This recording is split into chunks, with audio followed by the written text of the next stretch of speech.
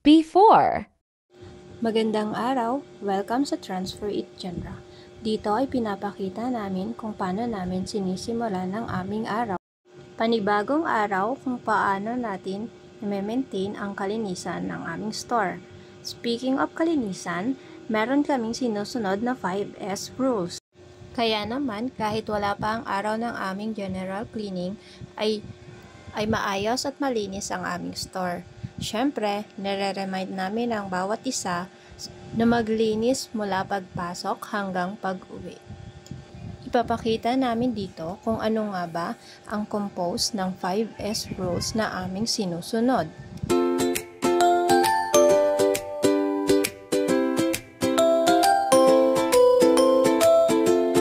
First on the list is sorting. Dito, inayos namin ang mga bagong dating na stock sa kanilang lagayan upang hindi nakaharang sa daan. Makikita rin natin na bawat kulay, bawat size ay nilagay namin sa tamang lagayan. And also, we make sure na lahat ng tools ay nakalagay sa tamang lalagyan. Pati na rin ang mga forms ay aming inayos upang hindi malito sa pagkuha ng panibagong forms na gagamitin. Pati ang mga lockers ay aming nilinisan upang maging maayos ang lagayan ng mga gamit. Mga supplies naman namin ay inayos na rin upang malaman kung ano ang hindi na pwedeng gamitin at pwede nang itapon.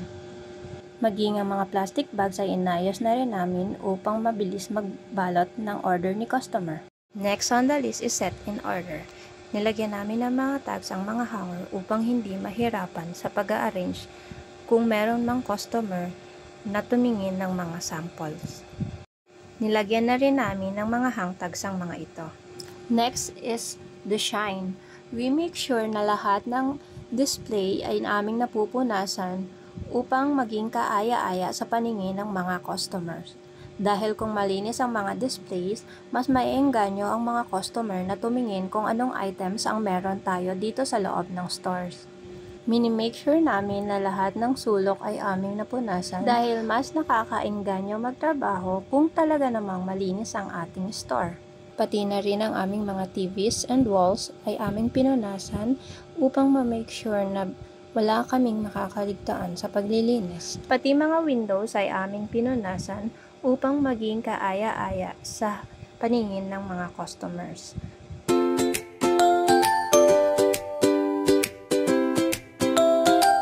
Nilinis na rin namin ang aming fans upang magkaroon ng proper and clean ventilations ang aming store. Next on our cleaning checklist is standardize. We make sure na lahat ng pendings na hindi pa nagagawa ay sinusulat namin sa whiteboard. And also, the booklets are cleaned dahil dito pumipili ang mga customers ng mga designs kung halimbawa na wala silang mga ready designs. Maging ang aming CCTV monitor ay aming nilinis and we make sure na lahat ng aming CCTV cameras ay gumagana.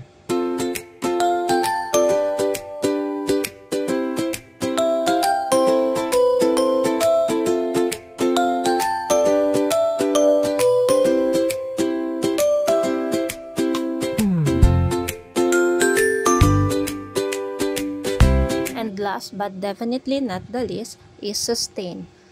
Dahil naniniwala po kami na hindi lang dapat isang araw ang pagiging malinis ng store, kundi araw-araw kahit hindi general cleaning day. Dahil kung ma-maintain natin ang kalinisan ng ating store, magiging magaan at madali ang ating trabaho dahil maganda ang ating kapaligiran. Consistency is the key.